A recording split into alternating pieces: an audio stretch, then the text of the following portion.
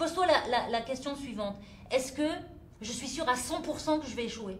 Est-ce que je suis sûre à 100% que je vais échouer? Si la réponse est non, c'est la catastrophe pour notre amie Chantal. Tiens, j'ai une question. De quoi es-tu le ou la plus fière? Réponds spontanément là. Bienvenue dans la suite du podcast de réflexion sur le thème de la confiance en soi. Ce cours s'enchaîne parfaitement avec le précédent. Donc si vous ne l'avez pas vu, je vous invite à aller à l'épisode 1 si vous avez 1 heure devant vous. Pour ceux qui ne veulent pas faire la souplesse, rien ne vous empêche quand même de suivre le podcast. Pareil, si vous n'avez pas suivi le premier, je vous invite aussi à aller sur le premier. On met en lumière des concepts super intéressants. Pour celles qui font la souplesse, mon objectif principal, je le rappelle, c'est de vous tenir compagnie pour que vous puissiez faire la souplesse à la maison et vous entraîner un peu plus souvent. Ici, on travaille au ressenti, c'est-à-dire que vous vous libérez du mouvement si vous en ressentez le besoin. Aujourd'hui, on travaille le facial ouverture de hanche. On a 20 exercices. Comme d'habitude, allez chercher vos briques et votre bouteille d'eau si vous ne les avez pas. Hein. On a toujours des petits retardataires, ça vous le savez. Prenez aussi vos genouillères. C'est parti. On démarre en V sur le tapis. On inspire. Et on va se grandir sur sa diagonale. Et on souffle. On a bien sa fesse droite ancrée au sol. Donc dans l'épisode précédent, on a parlé de ces chiffres. 6 femmes sur 10 n'ont pas confiance en elles. Alors on s'est posé des questions. Pourquoi on doute? On a parlé de notre physique, de notre ambition, mais surtout de notre valeur et de notre estime de nous-mêmes. On a vu qu'il y a des injonctions à la performance et on se redresse sur 4 temps. 1, 2, 3, 4. Ça va? Et on va tranquillement sur l'autre côté. Hop. Oui, donc je disais qu'on ressent des injonctions. Oui, voilà. On ressent des injonctions, on ne se sent pas nécessairement à la hauteur. Avec Instagram, Facebook, TikTok et compagnie, c'est pas simple non plus. Donc on a terminé sur la question du soutien et je vous ai posé la question suivante. Êtes-vous soutenu? C'est une question importante. Et pourquoi? Parce que le soutien, ça nous donne beaucoup de force. Il ne s'agit pas nécessairement du soutien financier. Bon, bien que celui-ci soit un véritable privilège. On se redresse. Hop. On inspire, on croise les doigts, on repousse loin derrière. Ça va? Celle qui enchaîne. Ça va, c'est la pause. Hein. On va faire rouler les adducteurs. Allez, on fait rouler. Donc, qu'est-ce que je disais? Oui, le fait de s'entourer. Donc, si tu t'entoures de gens qui croient en toi, ça va te donner de la force. Ça va te donner, tu vas plus t'engager dans l'action. On va s'engager même pour la personne qui croit en nous.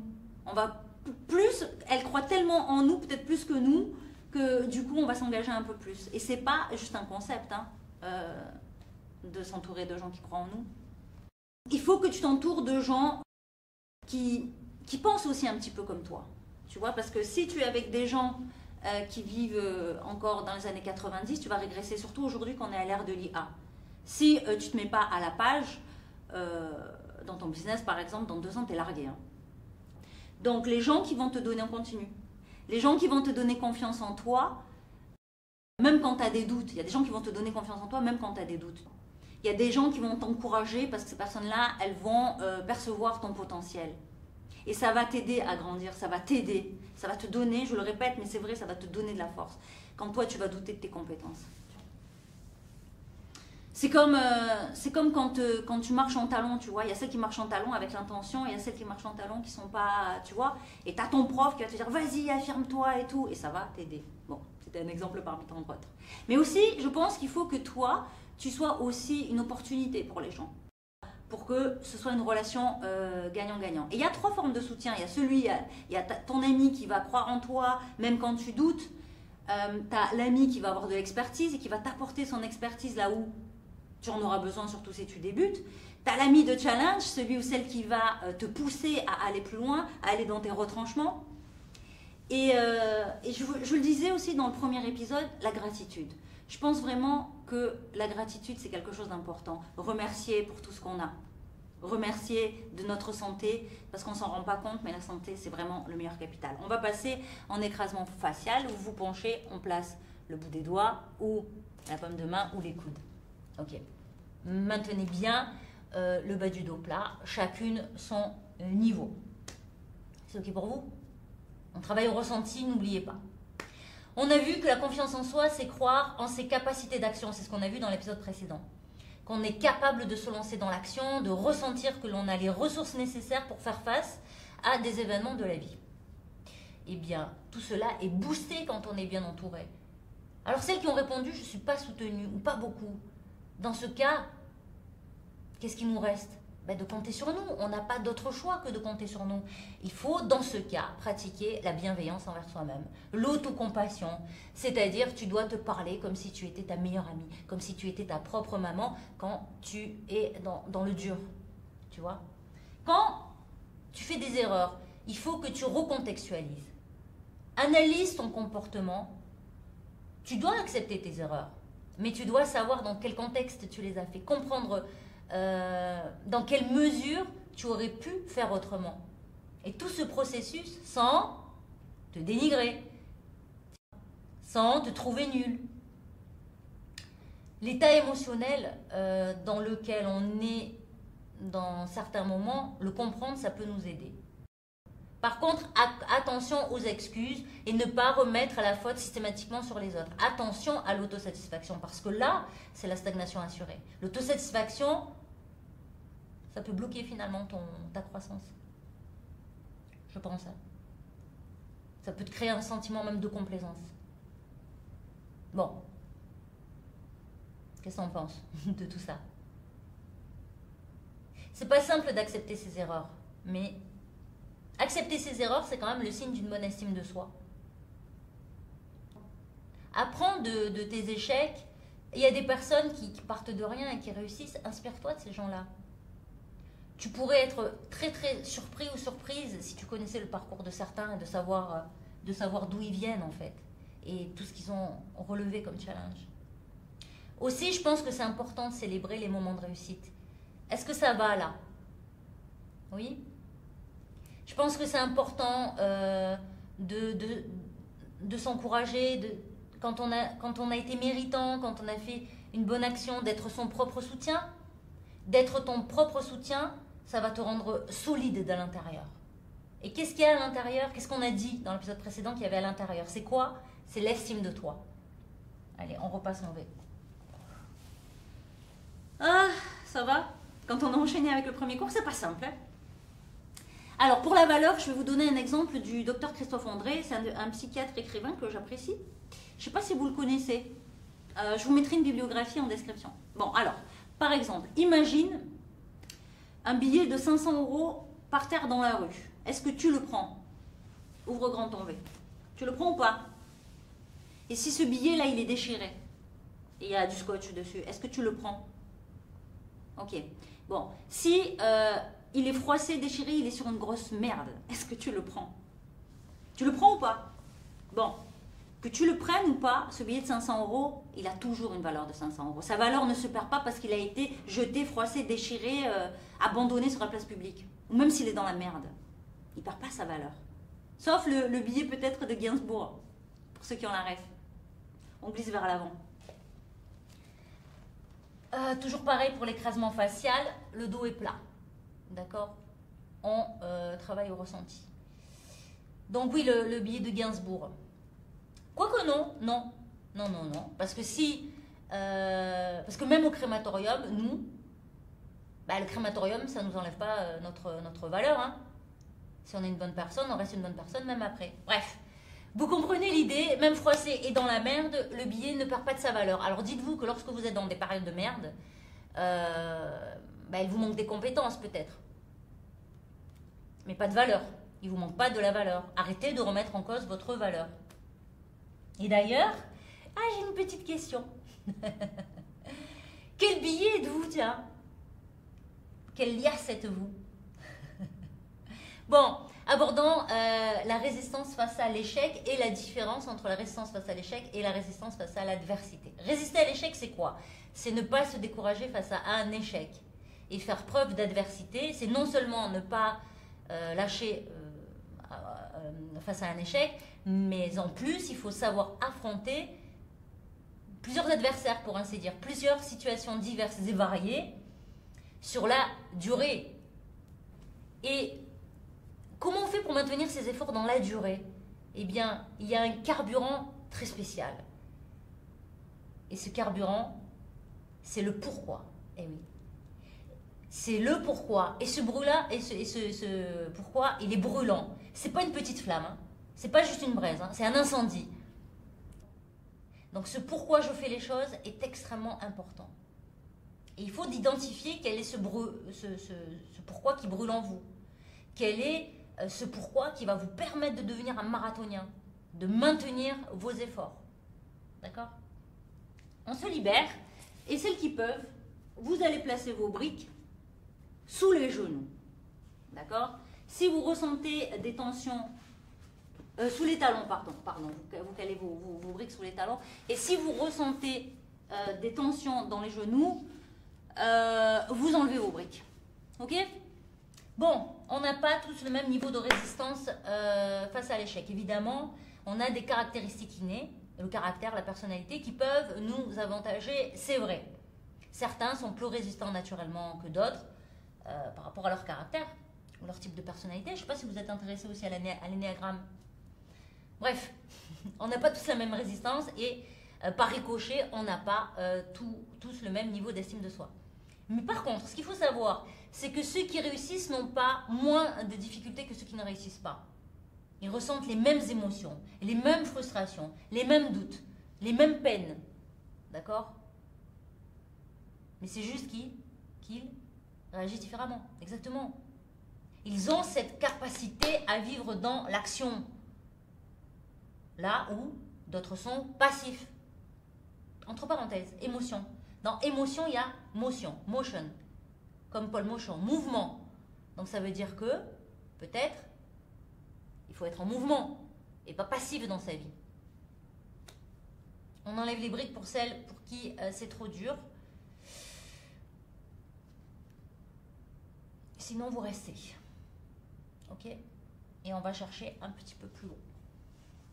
Donc je disais quoi?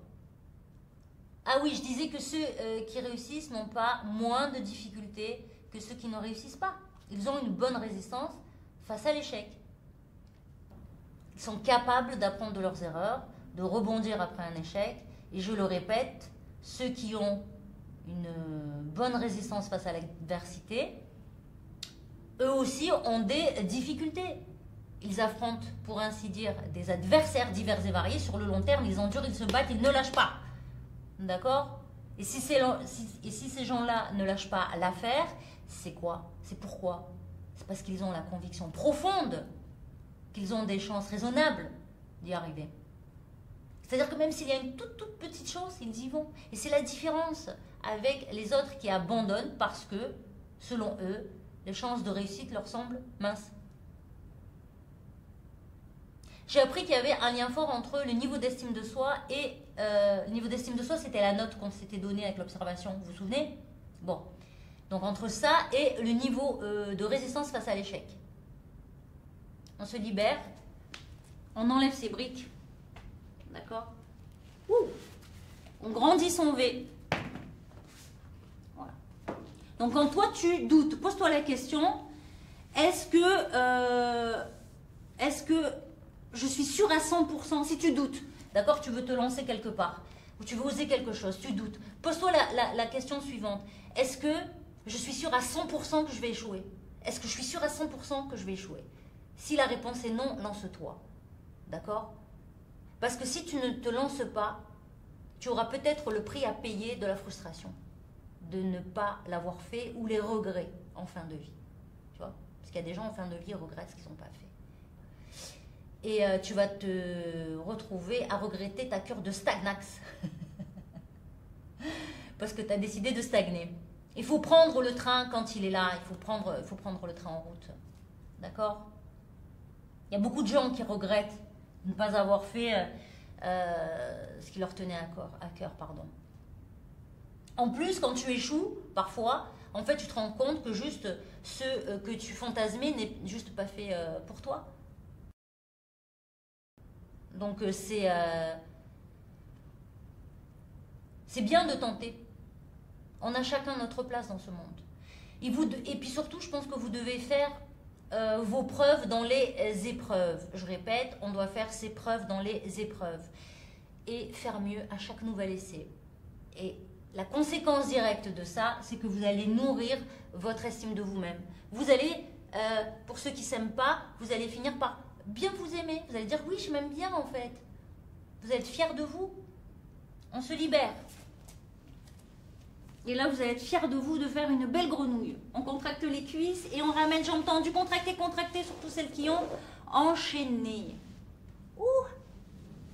On se place au milieu de son tapis. On ouvre ses hanches, vous connaissez l'histoire. Hein. On a les pieds placés dans le prolongement des genoux. On engage les fesses vers l'arrière. Pieds flex. Ça va? Ça va à la maison? Bu un coup, hein? N'attendez pas que je vous le dise.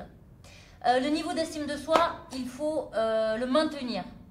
C'est-à-dire qu'il faut que vos réussites soient récentes. Tu vois, il ne faut pas que tu sois fier de ton 500 mètres d'eau crawlée quand tu étais en 5e B. Alors que tu as 40 ans. C'est trop loin. Si ça veut dire que tu es en vitesse de croisière, que tu ne te challenges plus. Il faut que tu te fasses des petits challenges quotidiens. Tiens, j'ai une question. De quoi es-tu le ou la plus fière? Réponds spontanément là. De quoi tu es la plus fière dans ta vie?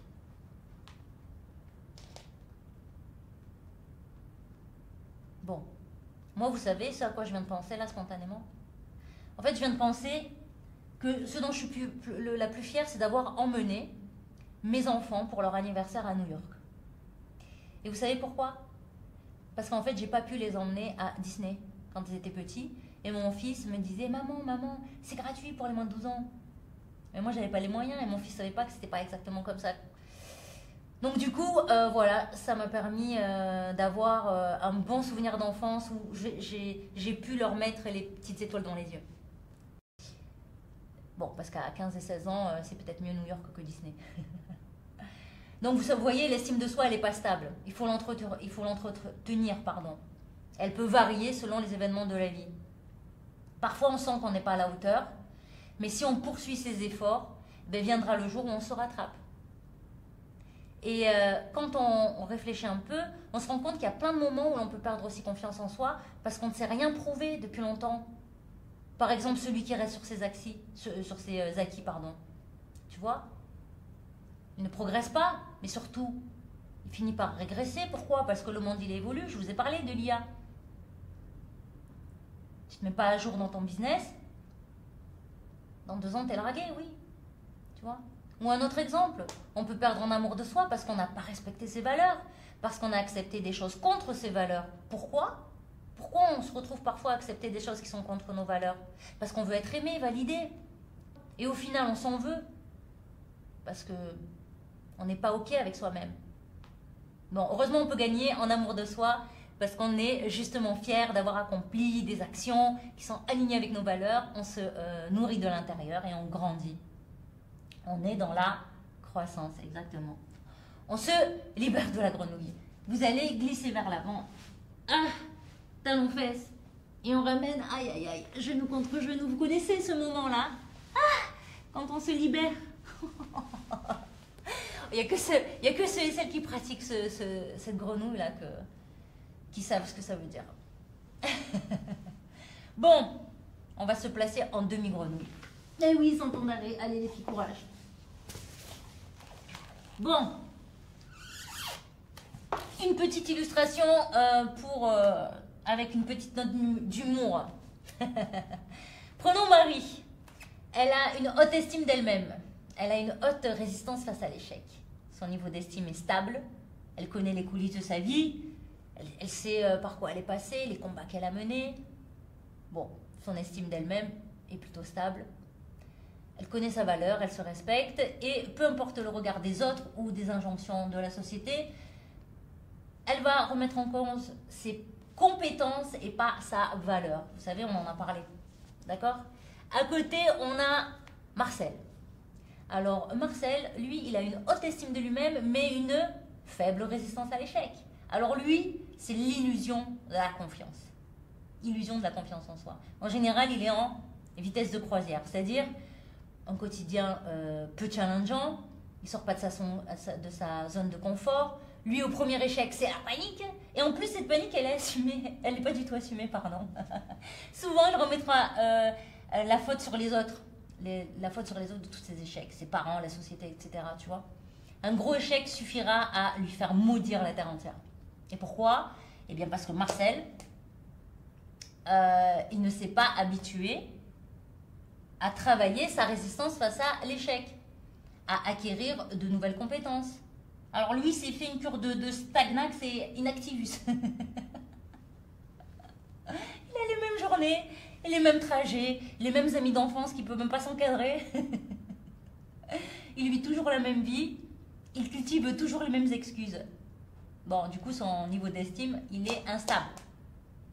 Il vit dans l'illusion d'être confiant, que tout va bien, tu vois. C'est un peu l'imposteur de lui-même. Et puis, on a Alain. Alors, Alain, faible estime de lui-même, mais haute résistance à l'échec. Alors, lui, c'est complètement assumé. Il se désengage complètement de l'action. Et il va dire, Alain, c'est Alain. Alain, il ne change pas. C'est comme ci, c'est comme ça. Et en plus, lui, il va dégager une forme de confiance en lui parce qu'il assume complètement. Mais ses choix, en vrai, ce sont des choix de renoncement. Tu vois, il a abandonné et il va justifier son renoncement par des excuses. On se libère. On va passer à l'autre grenouille. Vous posez le genou. Hop. Et on change. Si c'est trop dur, évidemment, tu te libères. D'accord? On va appliquer, nous, les concepts qu'on a vus. On va faire preuve de résistance. Donc, tenez jusqu'à la fin. Ça va contribuer à mettre de l'engrais dans les racines de votre estime de vous-même. Bref. Du coup, je disais quoi? Je disais quoi déjà, les filles? Ah oui, Chantal. On en est à Chantal. Alors, Chantal, elle a une faible estime d'elle-même. Et en plus, une faible résistance à l'échec, la pauvre. Alors, pour elle, chaque échec renforce son quoi? Son sentiment d'incapacité. Elle a fait une cure de renoncile et de dénigrox. C'est-à-dire que son dialogue intérieur, c'est quoi? C'est le dénigrement. Elle se dévalorise sans arrêt et elle est dans l'évitement de l'action, oui. Donc c'est la catastrophe pour notre amie Chantal. D'accord? Du coup, c'est l'occasion d'aborder quoi? L'importance d'avoir du soutien. Ben oui, elle a besoin de soutien. L'estime de soi, elle peut augmenter grâce à un soutien extérieur. Comme on a dit, il faut s'entourer de gens qui croient en nous, qui se réjouissent de nos réussites. Les mots des personnes qui croient en nous, c'est puissant. Ça va résonner. C'est comme un va-et-vient en fait entre ce que vous pensez et ce que les autres pensent de vous. Tu vois, et ce que les autres vous renvoient. Et quand on croit en nous, ben ça nous donne de la force. Ça nous donne de l'engagement. Bon, mis à part les traits biologiques, d'accord, que certaines personnes peuvent avoir naturellement, vous l'aurez compris, c'est l'accumulation d'expériences qui construit la confiance. Oui, il faut ajouter que ces personnes bénéficient de quoi? D'un soutien solide. Celles qui bénéficient d'un soutien solide avancent beaucoup plus vite. D'accord? On va se libérer doucement. Oh. Ça va les filles? Qu'est-ce que c'est dur? Oh, la grenouille, c'est vraiment le truc... Mamma mia. Est-ce que vous êtes fiers de vous? Vous êtes fiers de vous ou pas? Franchement, avec tous ces exercices-là, vous allez avoir des V et des cercles Thomas majestueux. Hein. Dites-moi si c'est passé vite. Si vous avez juste écouté le podcast. Si vous avez fait les exercices. Vous savez que pour moi, les talons, c'est un challenge, mais aussi ce projet là de podcast en souplesse. Je ne suis pas du tout habituée à cet exercice. Et c'est pas simple. Donc vous aussi, challengez-vous, tentez de nouvelles choses. Moi, j'espère m'améliorer pour vous proposer le meilleur, pour vous inspirer, pour que vous puissiez oser faire des choses, etc. Écoutez, on verra bien. Moi, j'applique ce que je vous conseille, c'est-à-dire ne pas avoir peur de l'échec, ne pas avoir de regrets. Ce projet, ça faisait un moment que j'y pensais. Donc, celles qui souhaitent rejoindre mes formations ou mon coaching, vous savez que vous pouvez me contacter, je vous mets le lien sur Insta. Et nous, on va se retrouver au prochain épisode. Alors, on va se placer en V. Venez, on se place en V. On termine comme ça. On termine sur un petit V parce que je souhaite que vous regardiez votre V. Ah, je ne sais pas si vous allez réussir à marcher. En plus, moi, ça faisait longtemps que je ne l'avais pas fait. Donc, placez-vous en V. Voilà. Est-ce que votre V vous convient pour aujourd'hui? Est-ce que vous êtes fiers de votre V? Oui? Ok. Donc, les filles, je vous invite à réfléchir à tous les points là que j'ai abordés. Je pense que ça peut vous aider. J'espère vous soutenir. Le prochain podcast, c'est le sentiment d'être en retard dans sa vie parce que c'est le deuxième podcast que vous avez souhaité.